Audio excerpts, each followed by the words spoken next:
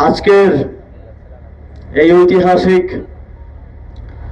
চরমোনাই ওয়াজ মাহফিলে উপস্থিত হতে পেরে আমি এবং আমার সাথে যারা সফর সঙ্গী আছেন সবাই নিজেদেরকে ধন্য মনে করছি।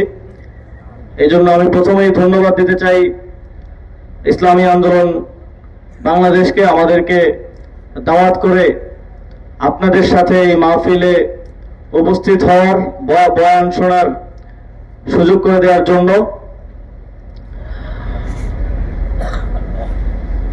পেশায় হুজুর এবং এই দরবার দীর্ঘ 102 বছর ধরে ইসলামের প্রচার ও প্রসারে মানুষের আত্মশুদ্ধির জন্য গুরুত্বপূর্ণ অবদান রেখে যাচ্ছেন।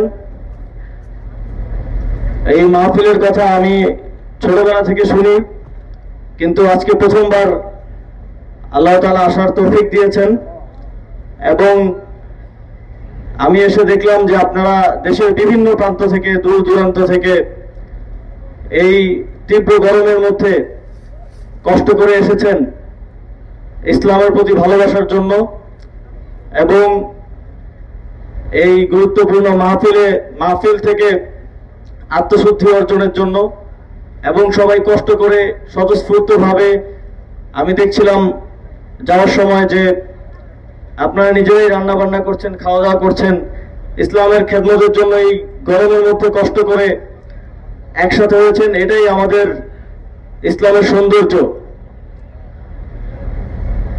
এবং দীর্ঘ 102 বছর ধরে এই ইসলামের সেবায়, এই কার্যক্রম পরিচালনা এবং নিয়মিত এই মাহফিল পরিচালনার জন্য আমি পীর সাহেব হুজুর সহ এই দরবারের সকলকে ধন্যবাদ জানাই।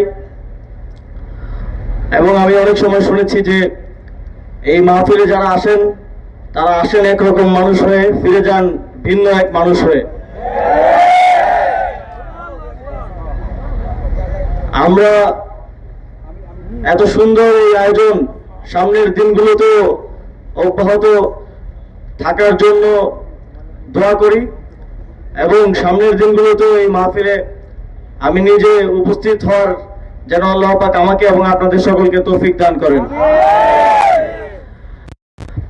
শুধুমাত্র ইসলামের শান্তির ধর্ম, ইসলামের প্রচার ও প্রসার নয়, পীর সাহেব হুজুর এবং ইসলামী আন্দোলন বাংলাদেশ এই দেশের মানুষের জন্য রাজনীতিতে অত্যন্ত গুরুত্বপূর্ণ অবদান রেখে যাচ্ছেন।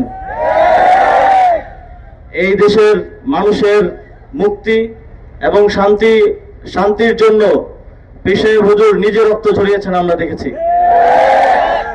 জুলাই গণঅভ্যুত্থানে যখন লাখ কোটি মানুষ আমরা রাজপথে ছিলাম, ছাত্ররা রাজপথে ছিল, প্রথম রাজনৈতিক দল হিসেবে ব্যানার নিয়ে ইসলামী আন্দোলন বাংলাদেশ আমাদের পাশে দাঁড়িয়ে।